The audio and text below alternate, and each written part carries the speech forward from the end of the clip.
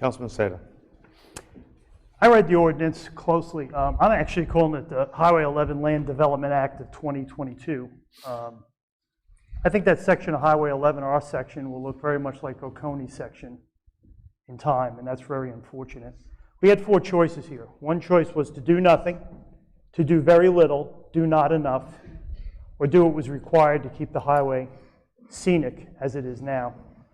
I think the plan does very little, actually. It allows manufacturing, it allows commercial, it allows subdivision developments all along the highway.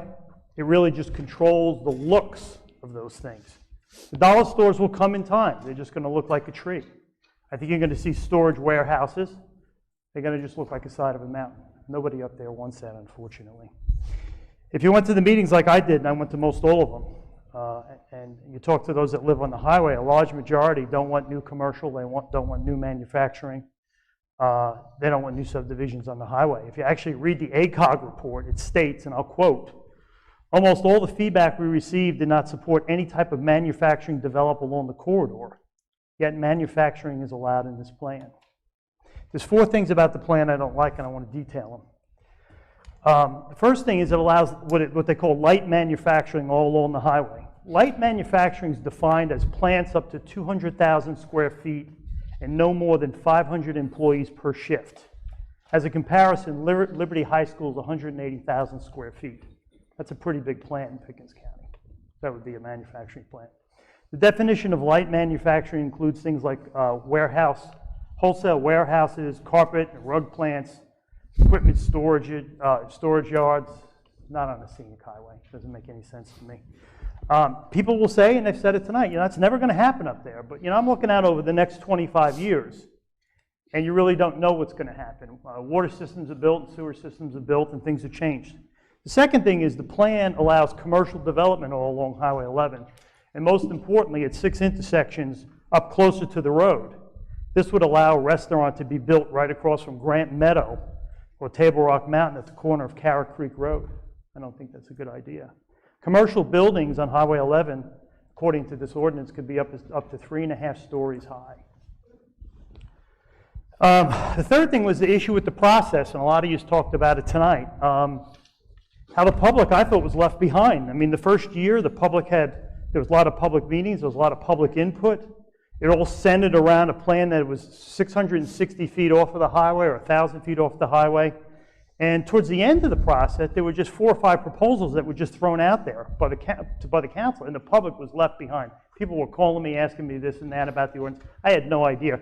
And I think I would bet that most who are actually in the zone area right now have no clue they're in the zoned area, as this just came out at 1:30. The way it should work is you should take this final plan now. You should have 1 or 2 public meetings, notice the public about that, present the plan to the public, hand out the copies, solicit input, listen to that input, and then vote.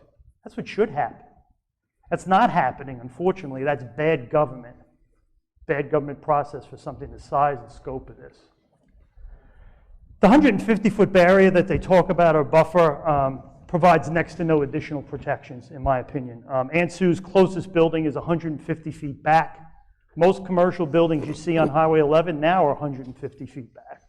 So going forward, you're just going to have those plus a lot more like them.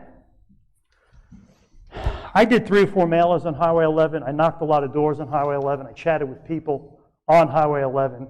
The overwhelming majority of people wanted no new manufacturing, no new commercial, no new subdivisions.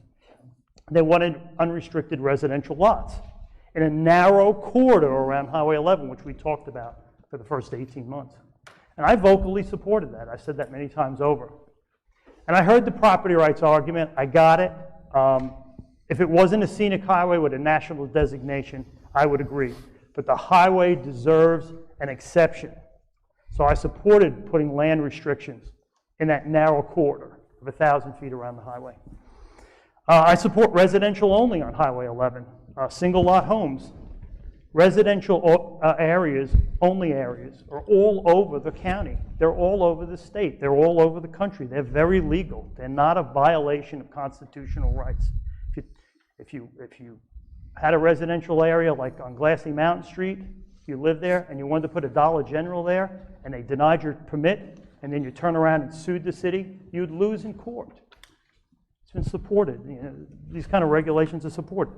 The bottom line is this, is if you don't hold on to what you have, because the way things are changing so much around here, in the end, that's all you're going to have left.